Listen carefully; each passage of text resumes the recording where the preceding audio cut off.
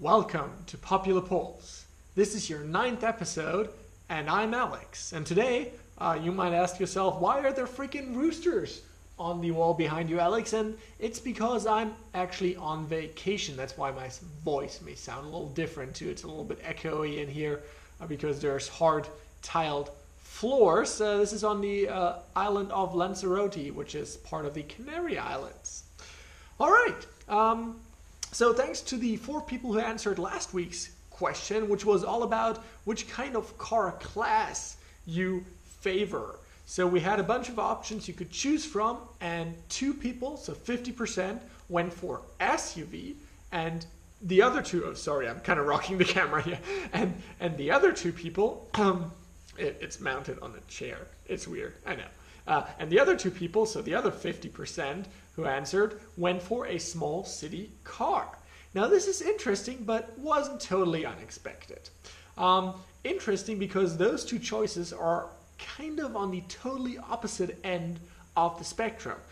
So, you know, on the one hand, you have the small and economical and not really fuel or energy hungry city car. And then on the other end, you have the big style SUV car, which usually has a really high consumption. Now don't blame it on the car itself, blame it on the kind of design styles that most of these SUVs have. Take for example the Mercedes G-Wagon. This thing looks like a piece of furniture that belongs in, you know, a bedroom as a wall closet. This thing looks like a freaking box, and it just cannot have reasonable fuel consumption whatsoever.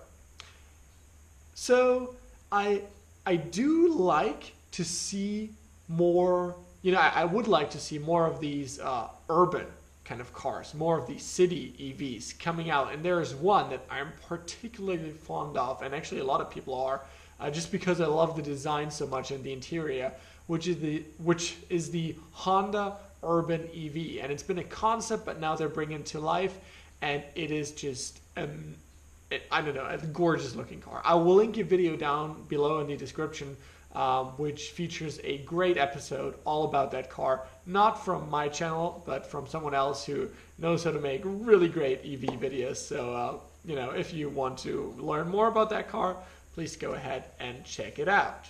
All right, let me look at this. Let's get on to our, I have my notes down here. Let's get on to this week's question. And because I'm on vacation, let's kind of stick with the topic. And I want to know from you, would you get a rental car as an EV, like an EV rental car, when you're traveling?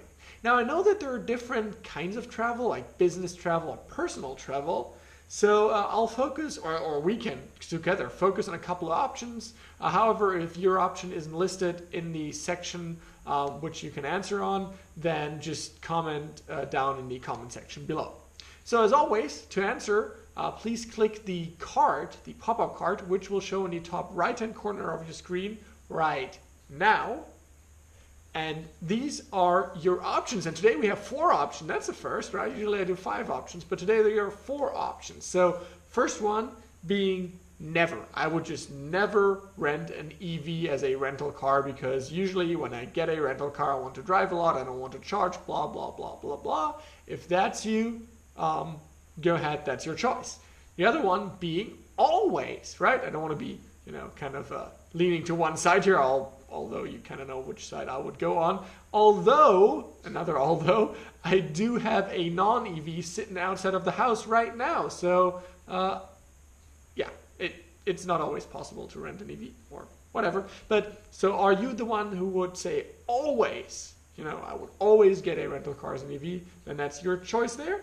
Number 3, only when I'm on business travel, you know, because you're saying, well, EVs are still kind of expensive, but if the company maybe pays for it, who cares? I'll love to get an EV, but only on business travel. And the last option being private travel.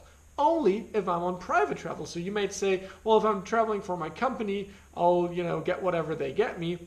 But if I'm the one choosing, I would love to get an EV always when I'm traveling for private use, because with my family I have to stop anyway. If that's you, for example, just saying, or if you do enjoy quite the performance and handling features of the EVs, then maybe that's why you would love to get one when you're on private travel. All right, as usual, we'll discuss the answers to this week's question on next Sunday, but a small heads up here, I will be traveling next Sunday, so it might be, gosh, I'm kind of just, I don't know, my pronunciation is off today. It might be that the episode will be released a little bit earlier than usual or a little bit later than usual. We'll see whatever I can make out of it. Anyway, to stay on top of the new videos, please make sure to subscribe to this channel. You can do this by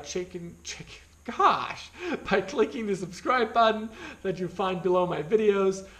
It's nothing monetary, it's totally free, and you'll just get the videos in your list, and if you then hit the little bell icon which will appear next to it, you'll also get them as a push notification on your device of choice. All right, that's it. Have a great day, everyone, and I'll see you in the next video.